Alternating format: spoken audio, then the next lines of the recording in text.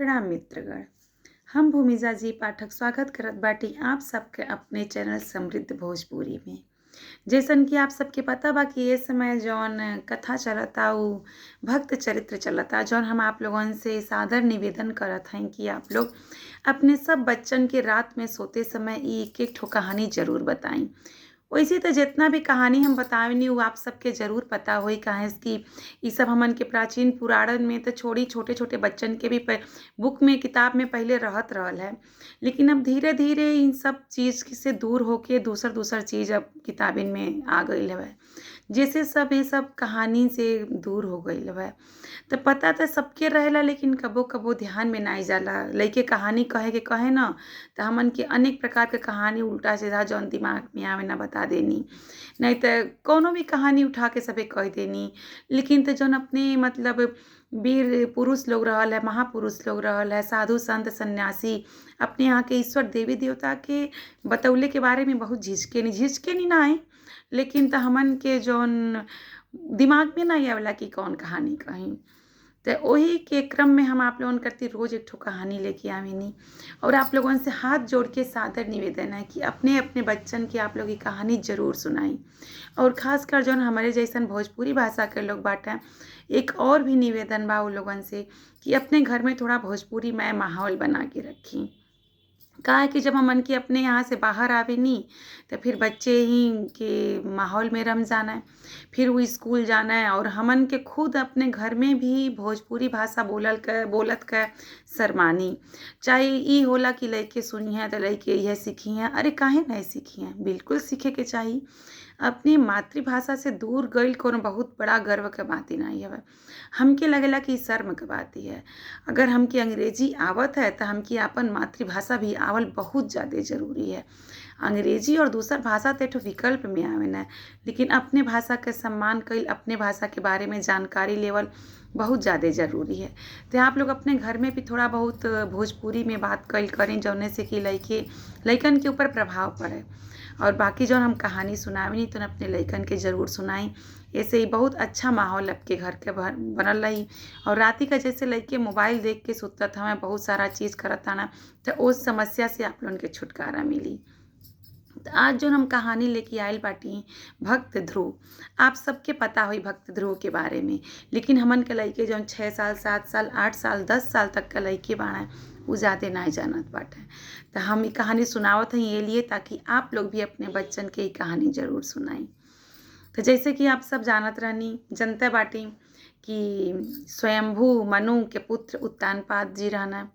उत्तानपाद के दो पत्नी रहलिन, सुरुचि और सुनीति। तो सुरुचि बड़ी रहलिन, सुनीति छोटी रहलिन।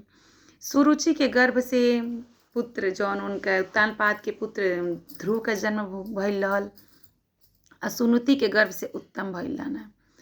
तो सुनीति जौन रहलिन वो बहुत दुर्व्यवहार करें सुरुचि से, और राजा भी मतलब बहुत प्रेम करत रहना सुनीति से, तो जौन कहें तो उन्हें बात ही सुने राजा। एक दिन ध्रुव 5 साल के अवस्था में अपने पिता के गोदी में बैठल रहना राज सिंहासन के ऊपर।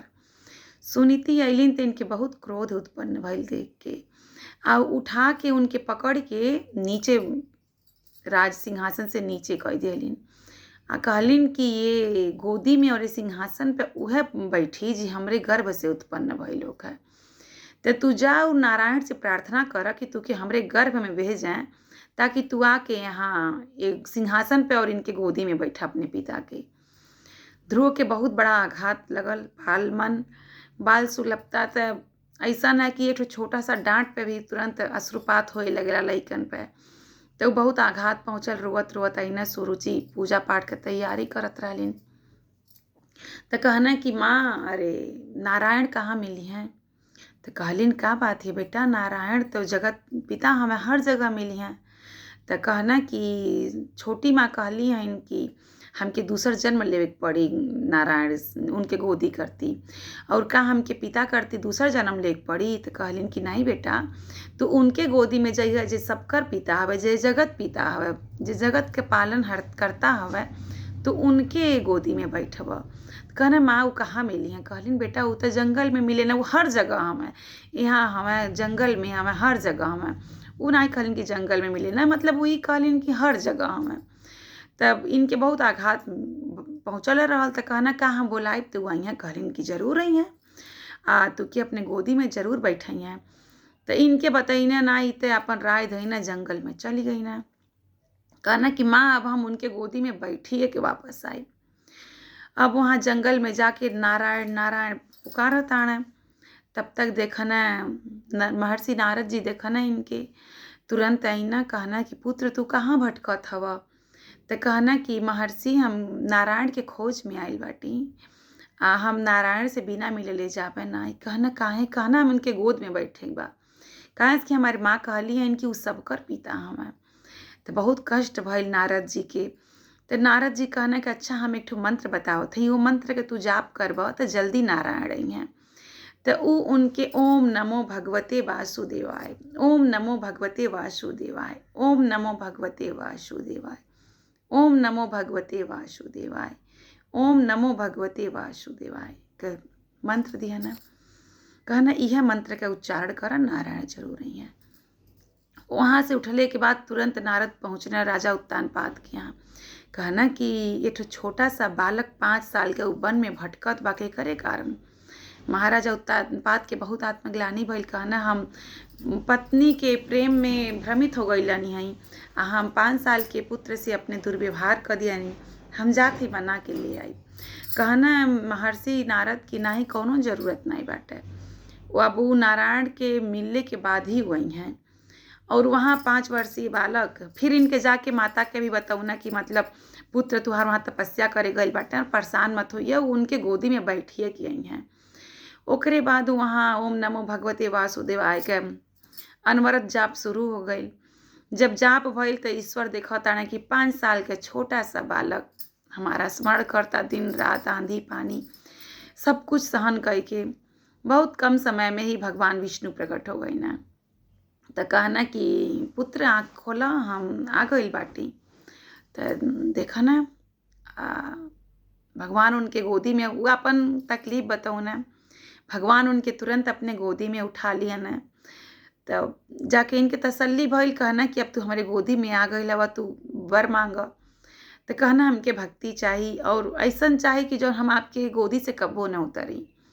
कहना कि तू एकदम कभी नहीं गोदी से उतरब, हम तुके ऐसन लोक प्रदान करब जौने लोक का पूरा ज्योति चक्र ओकर चक्कर लगाई, पूरा जितना भी जन्म, जितना भी काल, जितना भी खंड, जितना भी युग रही, तू वो लोक में स्थिर रहब। उ लोक तुहार लोक रही ध्रुवलोक, जौन की उत्तर दिशा में ध्रुव तारा, जौन आप लोग देखे नहीं, पता हो कि ध्रुव तारा वह बालक ध्रुव रहना हमें जेके भगवान वरदान दिले। फिर उनके उतारे न कहे न अब तू घरे जा, माता बहुत परेशान होथिन तुहार, अब पूरा धरती के ऐश्वर्य सुख भोग के तू हमरे लोक के प्राप्त होबा। तो ध्रुव तारा जौन हमन के देखे वो ध्रुव के ही अटल विश्वास के प्रतीक हवा, जौन की आज भी एक ठो कहावत में कहल जाला, हाँ उतर ध्रुव तारा हमारा, कि ध्रुव तारा जौन की अपने ही स्थान से कभी नहीं हटे ना। सब कहल बाती के सब कह दिला ध्रुव तारा हमें। शादी विवाह में जब शादी विवाह हो जाला तो सबके ध्रुव तारा का दर्शन करावल जाला कि ध्रुव तारा देख लो, जौन की जैसे कि ध्रुव अपने स्थान पे हमेशा अमिट हमें, वैसे विवाहिक बंधन जौन बा कि हमेशा ऐसा चलल करे।